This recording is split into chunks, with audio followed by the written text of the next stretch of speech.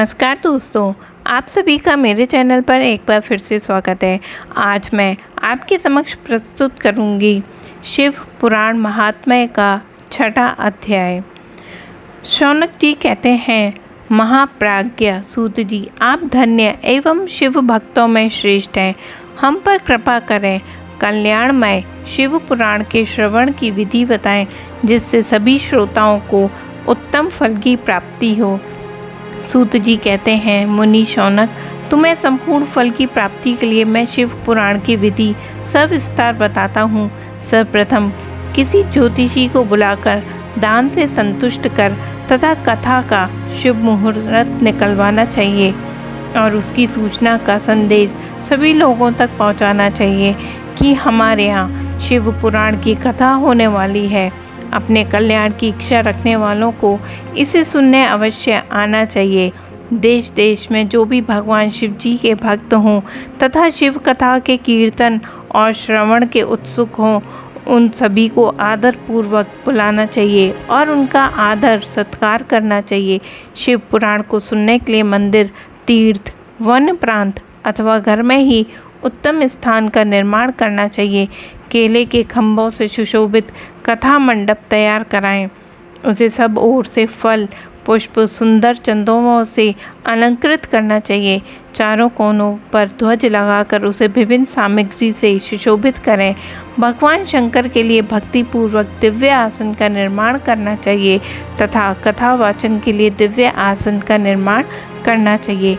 नियम पूर्वक कथा सुनने वालों के लिए भी सुयोग्य आसन की व्यवस्था करें तथा अन्य लोगों के बैठने की भी व्यवस्था करें तथा कथा वाचने वाले विद्वान के लिए भी कभी भी किसी के लिए बुरी भावना ना रखें। संसार में जन्म तथा गुणों के कारण बहुत से गुरु होते हैं, परंतु उन सब पुराणों का ज्ञाता ही परम गुरु माना जाता है।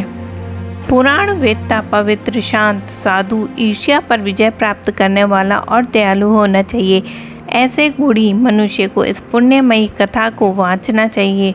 सूर्योदय से 3:30 पहर तक इसे वाचने का उपयुक्त समय है और मध्यकाल में 2 घड़ी तक कथाबद्ध रखनी चाहिए ताकि लोग कुछ आराम कर सकें। जिस दिन से कथा शुरू हो रही है उससे 1 दिन पहले व्रत ग्रहण करें। कथा के दिनों में प्रातःकाल का नित्य कर्म संक्षेप में कर लेना चाहिए। वक्ता के पास उसकी सहायता हेतु एक विद्वान व्यक्ति को बैठना चाहिए, जो कि सभी प्रकार के संशय को दूर करके लोगों को समझाने में कुशल हो। कथा में आने वाले विघ्नों को दूर करने के लिए सर्वप्रथम गणेश जी का पूजन करना चाहिए। भगवान शिव व शिव पुराण के भक्ति भाव से पूजा करें। तत्पश्चात श्रोता तन मन से शुद्ध होकर आदर पूर्वक शिव पुराण की कथा सुने। जो वक्ता और श्रोता अनेक प्रकार के कर्मों से भटक रहे हों, काम आदि 6 विकारों से युक्त हों, वे पुण्य के भागी नहीं हो सकते। जो मनुष्य अपनी सभी चिंताओं को भूलकर कथा में मन लगाते हैं, उन शुद्ध बुद्धि मनुष्यों को उत्तम फल की प्राप्ति होती है और शिव जी का आशीर्वाद प्राप्त होता है। अब मैं आपके समक्ष यहाँ प्रस्तुत करूँगी शिव पुराण महात्म्य का 7वां अध्याय। श्रोताओं द्वारा पालन किए जाने वाले नियम। सूत जी कहते हैं, शौनक, शिव पुराण सुनने का व्रत लेने वाले पुरुषों के लिए जो नियम है उन्हें भक्ति पूर्वक सुनो। शिव पुराण की पुण्यमयी तथा नियम पूर्वक सुनने से किसी भी विघ्न बाधा के उत्तम फल की प्राप्ति होती है। दीक्षा रहित मनुष्य को कथा सुनने का अधिकार नहीं है, अतः पहले वक्ता से दीक्षा ग्रहण करनी चाहिए। नियम पूर्वक कथा सुनने वाले मनुष्य को ब्रह्मचर्य का अच्छी तरह से पालन करना चाहिए। उसे भूमि पर सोना चाहिए, पत्तल में खाना खाना चाहिए। कथा समाप्त होने पर ही अन्न ग्रहण करना चाहिए। समर्थ मनुष्य को शुद्ध भाव से शिव पुराण की कथा की समाप्ति तक उपवास में रहना चाहिए। एक ही बार भोजन करना चाहिए। गरिष्ठ अन्न, दाल, जल, अन्न, सेम, मसूर तथा बासी अन्न नहीं खाना चाहिए।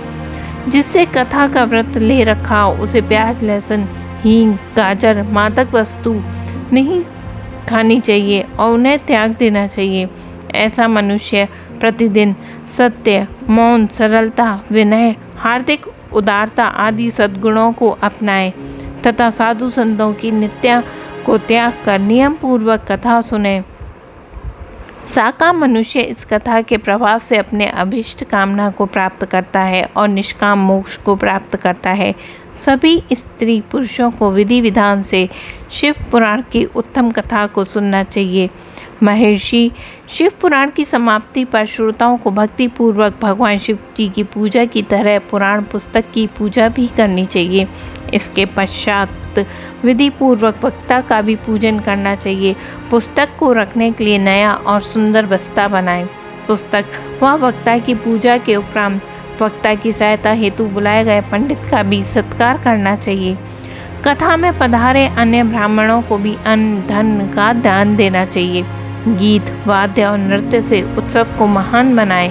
विरक्त मनुष्य को कथा समाप्ति पर गीता का पाठ करना चाहिए तथा गृहस्थ को श्रवण क्रम की शांति हेतु होम करना चाहिए।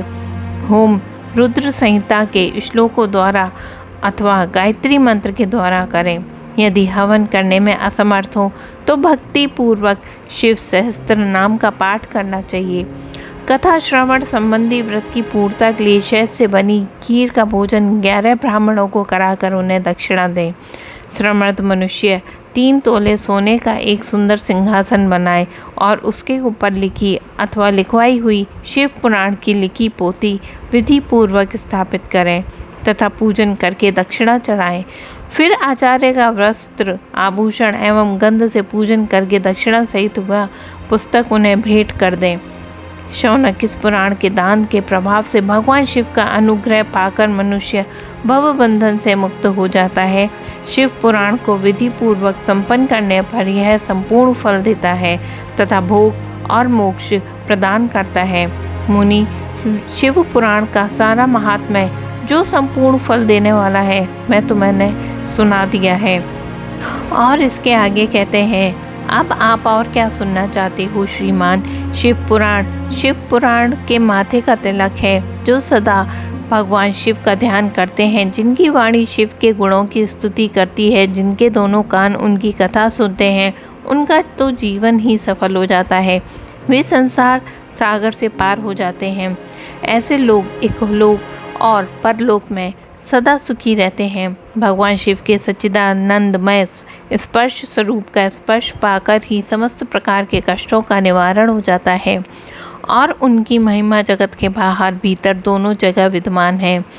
उन अनंत आनंद रूप परम शिव की मैं शरण लेता हूँ। और इस तरह से शिव पुराण महात्म्य का यह 7वां अध्याय समाप्त होता है। आप सभी का दिन मंगलमय और शुभ हो। भगवान शिव की कृपा आप पर बनी रहे।